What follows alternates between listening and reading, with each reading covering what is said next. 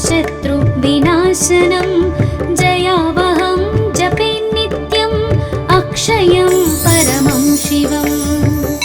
सर्वमङ्गलमाङ्गल्यं सर्वपापप्रणाशनं चिन्ताशोकप्रशमनम् आयुर्वर्धनमुत्तमम्। रश्मिमन्तं समुद्यन्तं देवासुरनमस्कृतं पूजयस्व विवस्वन्तं भास्करं भुवनेश्वरं। सर्वदेवात्मको ह्येष तेजस्वी रश्मिभावनः एष देवासुरगणान् लोकान् पाति गभस्तिभिः। एष ब्रह्मा च विष्णुश्च शिवस्कन्दः प्रजापतिः महेन्द्रो धनधः कालो यमः सोमो ह्यपाम्पतिः। पितरो वसवः साध्या यश्विनौ मरुतो मनुः वायुर्वह्निः प्रजाप्राणः ऋतुकर्ता प्रभाकरः। आदित्यः सविता सूर्यः खगः पूषा गभस्तिमान् सुवर्णसदृशो भानुः हिरण्यरेता दिवाकरः। हरितश्वः सहस्राक्षी सप्तशक्तिर्मरीचिमान् तिमिरोन्मन्थनशम्भुः त्वष्टा मार्ताण्डकोशुमान्। हिरण्यगर्भः शिशिरः तपनो भास्करो रविः अग्निगर्भोदितेः पुत्रः शङ्खः शिशिरनाशनः। व्योमनाथस्तमो भेदी ऋग्यजुःसामपारगः घनावृष्टिरपां मित्रः विन्ध्यावेधिप्लवङ्गमः। आतपी मण्डली मृत्युः पिङ्गलः सर्वतापनः कविर्विश्वो महातेजा रक्तः सर्वभवोद्भवः। नक्षत्रग्रहताराणाम् अधिपो विश्वभावनः तेजसामपि तेजस्वी द्वादशात्मन्नमोऽस्तु ते। नमः पूर्वाय गिरये पश्चिमायात्रये नमः ज्योतिर्गणानां पतये दीनाधिपतये नमः। जयाय जयभद्राय हर्यश्वाय नमो नमः। नमो नमः सहस्रांशो आदित्याय नमो नमः। नमः उग्राय वीराय सारंगाय नमो नमः। नमः पद्मप्रबोधाय मार्ताण्डाय नमो नमः। ब्रह्मेशानाच्युतेशाय सूर्यायादित्यवर्चसे भास्वते सर्वभक्षाय रौद्राय वपुषे नमः। तमोघ्नाय हिमघ्नाय शत्रुघ्नायामितात्मने कृतघ्नघ्नाय देवाय ज्योतिषां पतये नमः। तप्तचामीकराभाय वह्नये विश्वकर्मणे नमस्तमोभिनिघ्नाय रवये लोकसाक्षिणे। नाशयत्येष वैभूतं तदेव सृजति प्रभुः पायत्येष तपत्येष वर्षत्येष गभस्तिभिः। एष सुप्तेषु जागर्ति भूतेषु परिनिष्ठितः। एष एवाग्निहोत्रं च फलं चैवाग्निहोत्रिणां वेदाश्च क्रतवश्चैव क्रतूनां फलमेव च। यानि कृत्यानि लोकेषु सर्व एष रविप्रभुः। येन मापत्सु कृच्छ्रेषु कान्तारेषु भयेषु च कीर्तयन् पुरुषः कश्चिन्नावशीदति राघव। पूजयस्वैनमेकाग्रः देवदेवं जगत्पतिम् एतत् त्रिगुणितं जप्त्वा युद्धेषु विजयिष्यसि। अस्मिन् क्षणे महाबाहो रावणं त्वं वधिष्यसि। एवमुक्त्वा तदागस्त्यो जगामा च यथागतम्। एतत् श्रुत्वा महातेजः नष्टशोको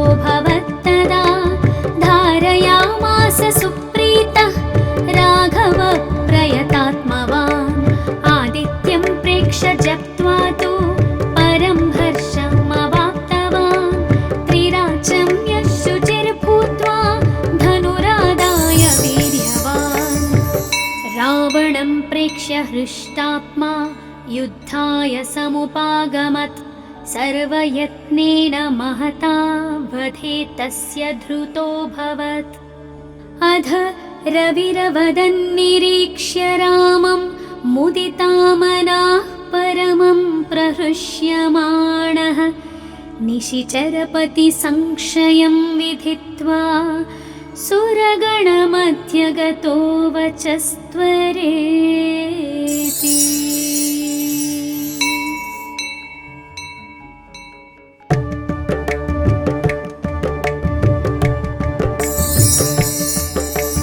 ततो युद्धपरिश्रान्तं समरे चिन्तया स्थितं रावणाञ्चाग्रतो दृष्ट्वा युद्धाय समुपस्थितं दैवतैश्च समागम्य द्रष्टुमभाग्यतोरणम् उपागम्याब्रवीद् रामम् अगस्त्यो भगवान् ऋषिः। राम राम महाबाहो शृणु गुह्यं सनातनं येन सर्वान् नरीन् वत्सा समरे विजयिष्यसि। आदित्यहृदयं पुण्यं सर्वशत्रुविनाशनं जयावहं जपे नित्यम् अक्षयं परमं शिवम्। सर्वमङ्गलमाङ्गल्यं सर्वपापप्रणाशनं चिन्ताशोकप्रशमनम् आयुर्वर्धनमुत्तमम्। रश्मिमन्तं समुद्यन्तं देवासुरनमस्कृतं पूजयस्व विवस्वन्तं भास्करं भुवनेश्वरं। सर्वदेवात्मको ह्येष तेजस्वी रश्मिभावनः एष देवासुरगणान् लोकान् पाति गभस्तिभिः। एष ब्रह्मा च विष्णुश्च शिवस्कन्दः प्रजापतिः महेन्द्रो धनधः कालो यमः सोमो ह्यपाम्पतिः। पितरो वसवः साध्या यश्विनौ मरुतो मनुः वायुर्वह्निः प्रजाप्राणः ऋतुकर्ता प्रभाकरः। आदित्यः सविता सूर्यः खगः पूषा गभस्तिमान् सुवर्णसदृशो भानुः हिरण्यरेतादिवाकरः। हरितश्वः सहस्राक्षी सप्तसप्तिर्मरीचिमान् तिमिरोन्मन्थनशम्भुः त्वष्टा मार्ताण्डकोशुमान्। हिरण्यगर्भः शिशिरः तपनो भास्करो रविः अग्निगर्भोदितेः पुत्रः शङ्खः शिशिरनाशनः। व्योमनाथस्तमो भेदी ऋग्यजुःसामपारगः घनावृष्टिरपां मित्रः विन्ध्यावेधिप्लवङ्गमः। आतपी मण्डली मृत्युः पिङ्गळः सर्वतापनः कविर्विश्वो महातेजा रक्तः सर्वभवोद्भवः। नक्षत्रग्रहताराणाम् अधिपो विश्वभावनः तेजसामपि तेजस्वी द्वादशात्मन्नमोऽस्तु ते। नमः पूर्वाय गिरये पश्चिमायाद्रये नमः ज्योतिर्गणानां पतये दीनाधिपतये नमः। जयाय जयभद्राय हर्यश्वाय नमो नमः। नमो नमः सहस्रांशो आदित्याय नमो नमः। नमः उग्राय वीराय सारङ्गाय नमो नमः। नमः पद्मप्रबोधाय मार्ताण्डाय नमो नमः। ब्रह्मेशानाच्युतेशाय सूर्यायादित्यवर्चसे भास्वते सर्वभक्षाय रौद्राय वपुषे नमः। तमोघ्नाय हिमघ्नाय शत्रुघ्नायामितात्मने कृतघ्नघ्नाय देवाय ज्योतिषां पतये नमः। तप्तचामीकराभाय वह्नये विश्वकर्मणे नमस्तमोभिनिघ्नाय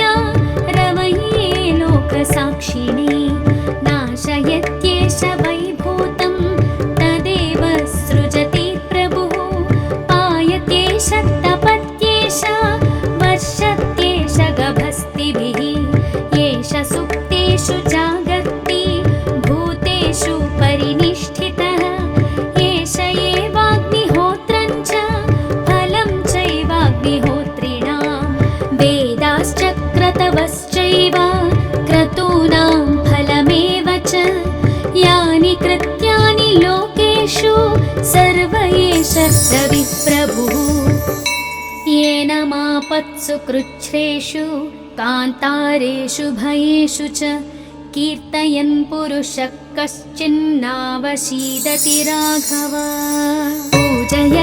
पूजयस्वैनमेकाग्रः देवदेवं जगत्पतिम् एतत् त्रिगुणितं जप्त्वा युद्धेषु विजयिष्यसि अस्मिन् क्षणे महाबाहो रावणं त्वं वधिष्यसि एवमुक्त्वा तदागस्त्यो जगामा च यथागतम् एतत् श्रुत्वा महातेजः नष्टशोको भवत्तदा धारयामास सुप्रीतः राघव प्रयतात्मवान् आदित्यं प्रेक्ष्य जप्त्वा तु परं हर्षमवाप्तवान् त्रिराचं यशुचिर्भूत्वा धनुरादाय वीर्यवान् रावणं प्रेक्ष्य हृष्टात्मा युद्धाय समुपागमत् सर्वयत्नेन महता वधे तस्य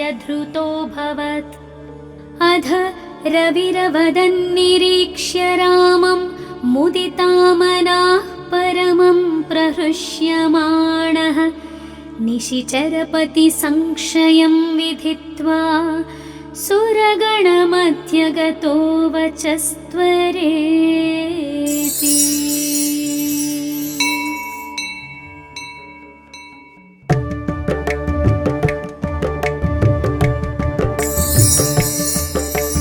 ततो युद्धपरिश्रान्तं समरे चिन्तया स्थितं रावणाच्चाग्रतो दृष्ट्वा युद्धाय समुपस्थितं दैवतैश्च समागम्य द्रष्टुमभाग्यतोरणम् उपागम्य ब्रवीद्रामम् अगस्त्यो भगवान् ऋषिः राम राम महाबाहो शृणु गुह्यं सनातनं येन सर्वान् नरीन् वत्सा समरे विजयिष्यसि आदित्यहृदयं पुण्यं सर्वशत्रुविनाशनं जयावहं जपे नित्यम् अक्षयं परमं शिवम् सर्वमङ्गलमाङ्गल्यं सर्वपापप्रणाशनं चिन्ताशोकप्रशमनम्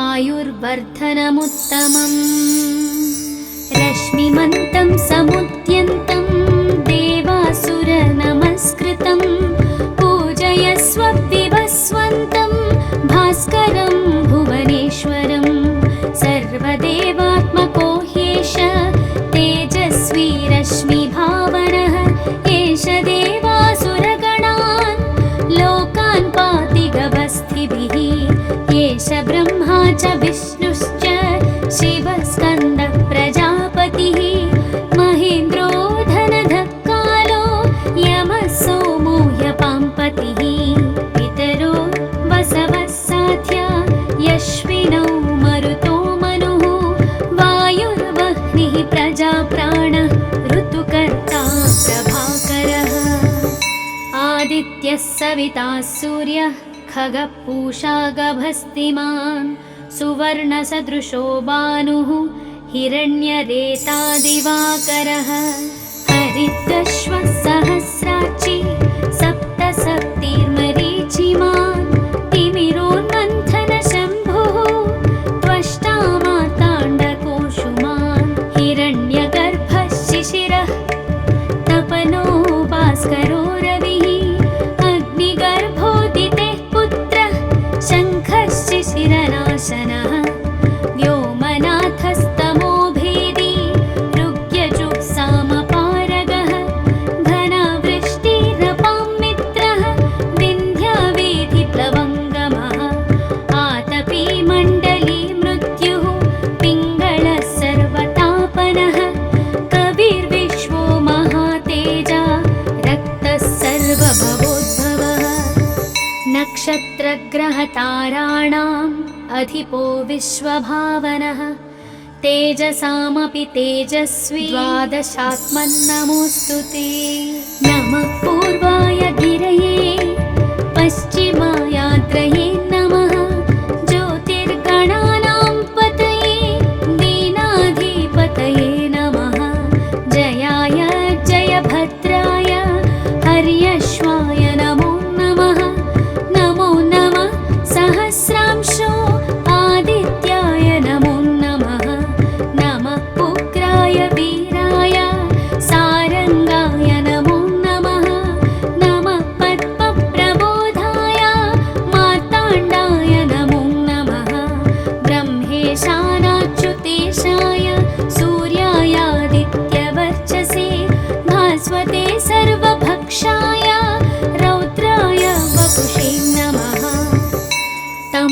विघ्नाय हिमघ्नाय शत्रुघ्नायामितात्मने कृतघ्नघ्नाय देवाय ज्योतिषां पतये नमः।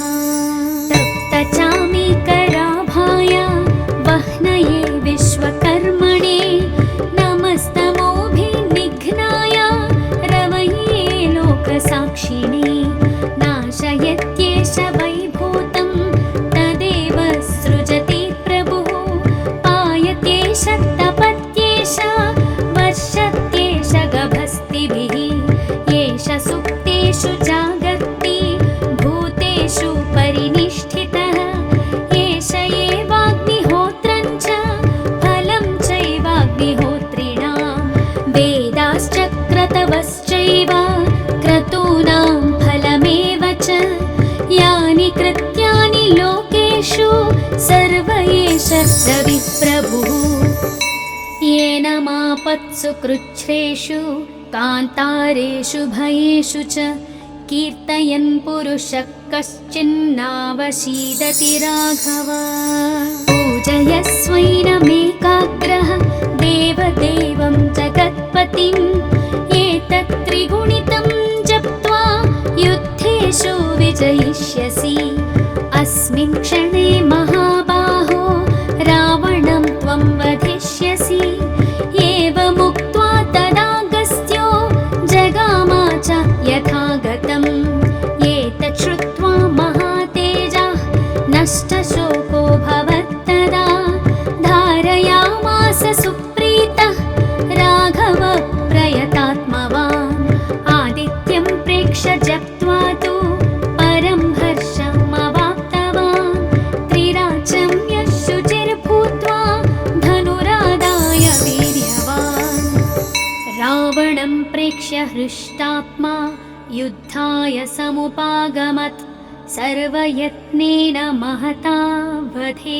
तस्य धृतोऽभवत् अध रविरवदन्निरीक्ष्य रामं मुदितामनाः परमं प्रहृष्यमाणः निशिचरपति संशयं विधित्वा सुरगणमध्यगतो वचस्त्वरेति।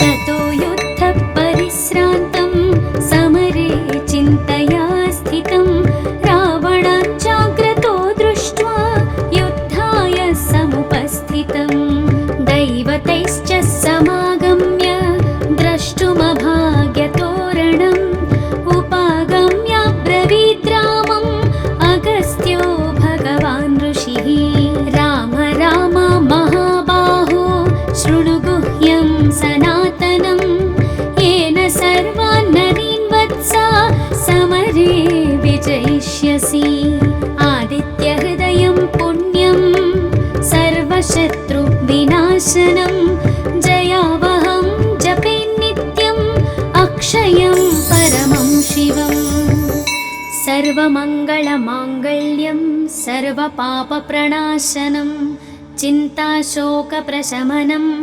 आयुर्वर्धनमुत्तमम् रश्मिमन्तं समुद्यन्तं देवासुरनमस्कृतं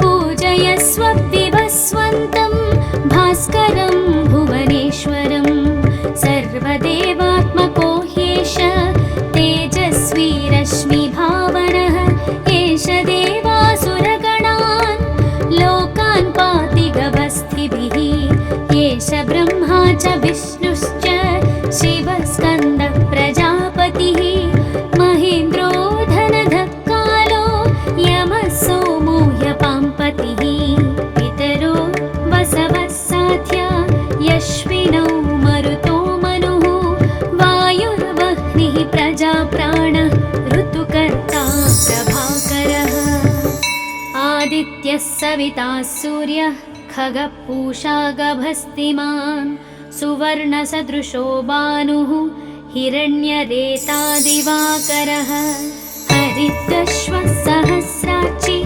सप्तसप्तिर्मरीचिमान् तिमिरोन्मन्थनः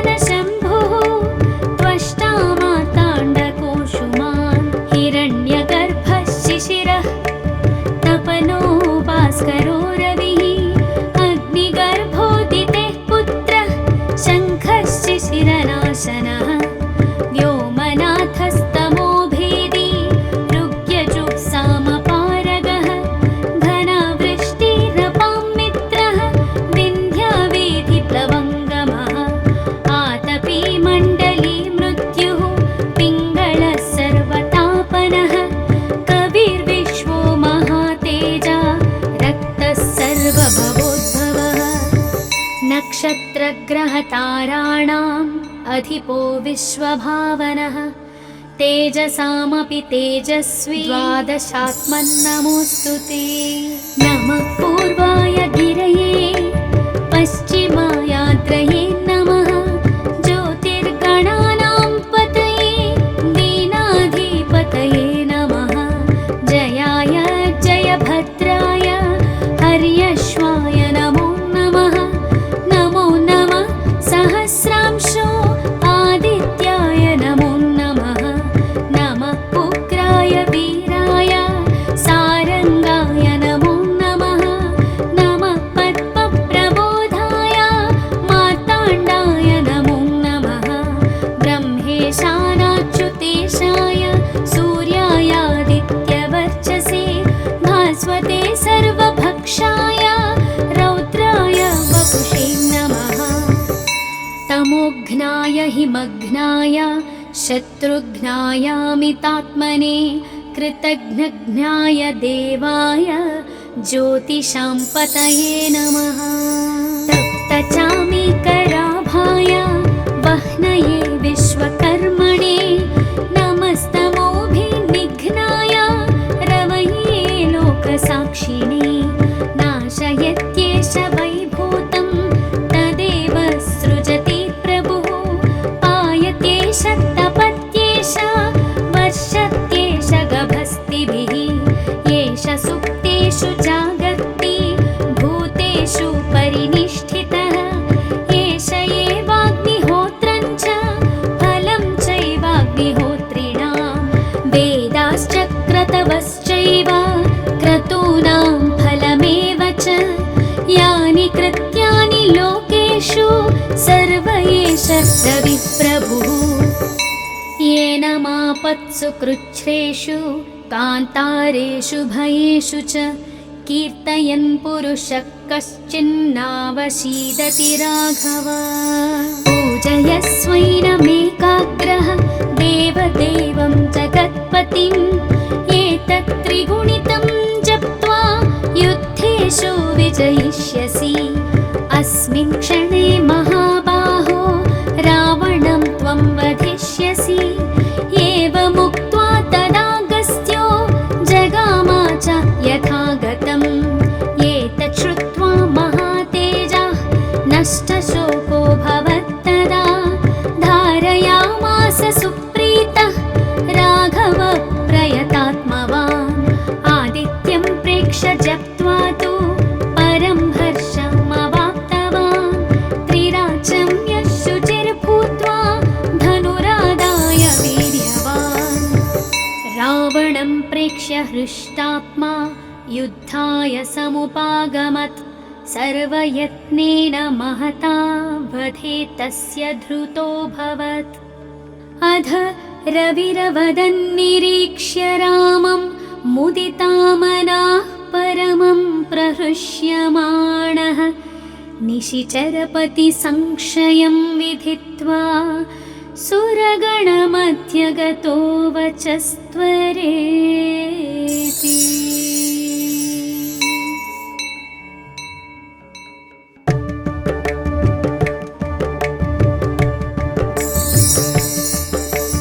ततो युद्धपरिश्रान्तं समरे चिन्तया स्थितं रावणाञ्चाग्रतो दृष्ट्वा युद्धाय समुपस्थितं दैवतैश्च समागम्य द्रष्टुमभाग्यतोरणम् उपागम्य ब्रवीद्रामम् अगस्त्यो भगवान् ऋषिः। राम राम महाबाहो शृणु गुह्यं सनातनं येन सर्वान् नरीन् वत्सा समरे विजयिष्यसि। आदित्यहृदयं पुण्यं सर्वशत्रुविनाशनं जयावहं जपे नित्यम् अक्षयं परमं शिवम्। सर्वमङ्गलमाङ्गल्यं सर्वपापप्रणाशनं चिन्ताशोकप्रशमनम् आयुर्वर्धनमुत्तमम्। रश्मिमन्तं समुद्यन्तं देवासुरनमस्कृतं पूजयस्व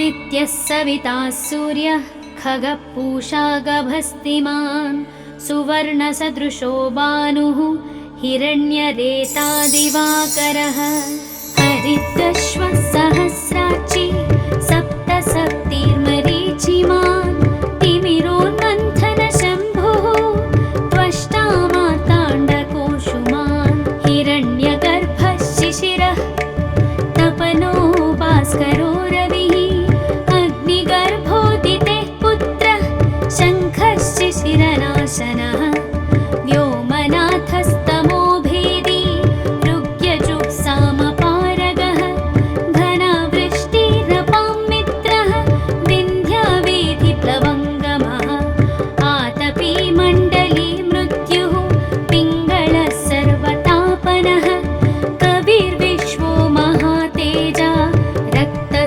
सर्वभवोद्भवः नक्षत्रग्रहताराणाम् अधिपो विश्वभावनः तेजसामपि तेजस्वी द्वादशात्मन्नमोऽस्तु ते नमः पूर्वाय गिरये पश्चिमायाद्रये नमः ज्योतिर्गणानां पतये दीनाधिपतये नमः जयाय जयभद्राय हर्यश्वाय नमो नमः नमो नमः सहस्रांशो आदित्याय नमो नमः नमः उग्राय वीराय सारंगाय नमो नमः नमः पद्मप्रबोधाय मार्ताण्डाय नमो नमः ब्रह्मेशानाच्युतेशाय सूर्यायादित्यवर्चसे भास्वते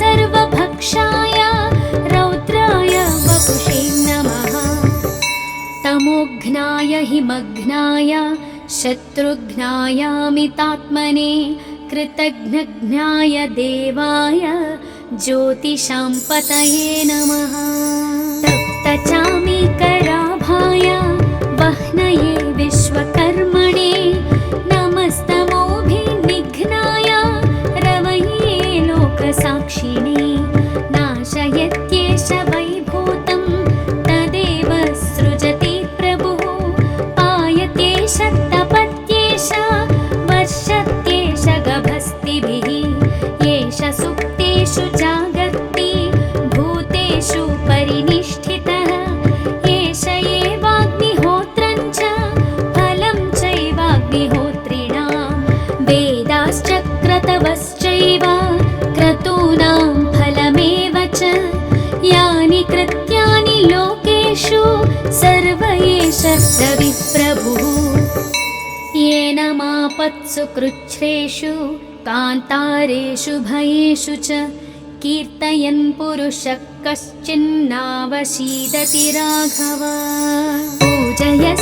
पूजयस्वैनमेकाग्रः देवदेवं जगत्पतिम् एतत् त्रिगुणितं जप्त्वा युद्धेषु विजयिष्यसि अस्मिन् क्षणे महाबाहो रावणं त्वं वधिष्यसि एवमुक्त्वा तदागस्त्यो जगामा च यथागतम् एतत् श्रुत्वा महातेजः नष्टशोको भवत्तदा धारयामास सुप्रीतः राघव प्रयतात्मवान् आदित्यं प्रेक्ष्य जप्त्वा तु परं हर्षमवाप्तवान् त्रिराचं यः शुचिर्भूत्वा धनुरादाय वीर्यवान् रावणं प्रेक्ष्य हृष्टात्मा युद्धाय समुपागमत् सर्वयत्नेन महता वधे तस्य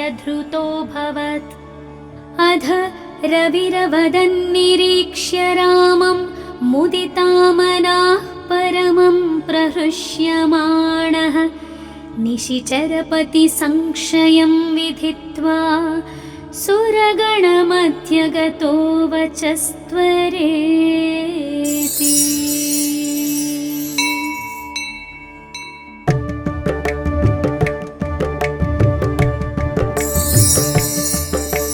ततो युद्धपरिश्रान्तं समरे चिन्तया स्थितं रावणाञ्चाग्रतो दृष्ट्वा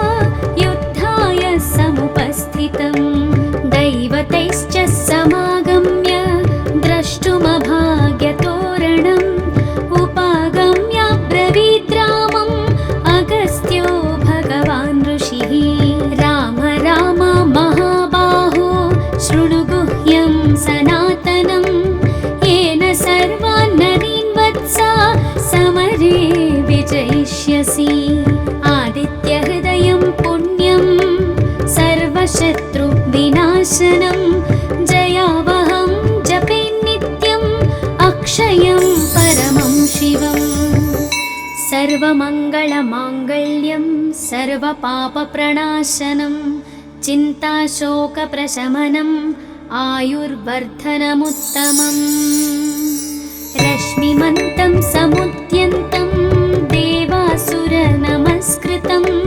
पूजयस्व विवस्वन्तं भास्करं भुवनेश्वरं सर्वदेवात्मको ह्येष तेजस्वी रश्मिभावनः एष देवासुरगणान् लोकान् पाति गवस्थिभिः एष ब्रह्मा च विष्णुश्च शिवस्कन्दः प्रजापतिः महेन्द्रो धनधः कालो यमः सोमो ह्यपाम्पतिः पितरो वसवः साध्या यश्विनौ मरुतो मनुः वायुर्वह्निः प्रजाप्राणः ऋतुकर्ता प्रभाकरः आदित्यः सविता सूर्यः खगः पूषा गभस्तिमान् सुवर्णसदृशो भानुः हिरण्यरेता दिवाकरः हरितश्वः सहस्राक्षी सप्तसप्तिर्मरीचिमान् तिमिरोन्मन्थनशम्भुः त्वष्टा मार्ताण्डकोशुमान् हिरण्यगर्भः शिशिरः तपनो भास्करो रविः अग्निगर्भोदितेः पुत्रः शङ्खः शिशिरनाशनः व्योमनाथस्तमो भेदी ऋग्यजुःसामपारगः घनावृष्टिरपां मित्रः विन्ध्यावेधिप्लवङ्गमः आतपी मण्डली मृत्युः पिङ्गळः सर्वतापनः कविर्विश्वो महातेजा रक्तः सर्वभवोद्भवः नक्षत्रग्रहताराणाम् अधिपो विश्वभावनः तेजसामपि तेजस्वी द्वादशात्मन्नमोऽस्तु ते नमः पूर्वाय गिरये पश्चिमायात्रये नमः ज्योतिर्गणानां पतये दीनाधिपतये नमः जयाय जयभद्राय हर्यश्वाय नमो नमः नमो नमः सहस्रांशो आदित्याय नमो नमः नमः उग्राय वीराय सारङ्गाय नमो नमः नमः पद्मप्रबोधाय मार्ताण्डाय नमो नमः ब्रह्मेशानाच्युतेशाय सूर्यायादित्यवर्चसे भास्वते सर्वभक्षाय रौद्राय वपुषे नमः तमोघ्नाय हिमघ्नाय शत्रुघ्नायामितात्मने कृतघ्नघ्नाय देवाय ज्योतिषां पतये नमः तप्तचामीकराभाय वह्नये विश्वकर्मणे नमस्तमोभिनिघ्नाय रवये लोकसाक्षिणे नाशयत्येष वैभूतं तदेव सृजति प्रभुः पायत्येष तपत्येष वर्षत्येष गभस्तिभिः एष सुप्तेषु जागर्ति भूतेषु परिनिष्ठितः एष एवाग्निहोत्रं च फलं चैवाग्निहोत्रिणां वेदाश्च क्रतवश्चैव क्रतूनां फलमेव च यानि कृत्यानि लोकेषु सर्व एष रविप्रभुः येन मापत्सु कृच्छ्रेषु कान्तारेषु भयेषु च कीर्तयन् पुरुषः कश्चिन्नावशीदति राघव पूजयस्वैनमेकाग्रः देवदेवं जगत्पतिम् एतत् त्रिगुणितं जप्त्वा युद्धेषु विजयिष्यसि अस्मिन् क्षणे महाबाहो रावणं त्वं वधिष्यसि एवमुक्त्वा तदागस्त्यो जगामा च यथागतम् एतत् श्रुत्वा महातेजः नष्टशोको भवत्तदा धारयामास सुप्रीतः राघव प्रयतात्मवान् आदित्यं प्रेक्ष्य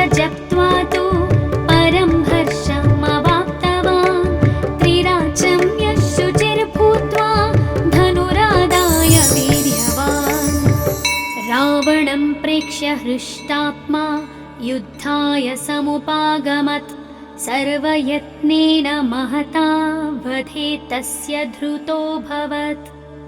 अध रविरवदन्निरीक्ष्य रामं मुदितामनाः परमं प्रहृष्यमाणः निशिचरपतिसंक्षयं विधित्वा सुरगणमध्यगतो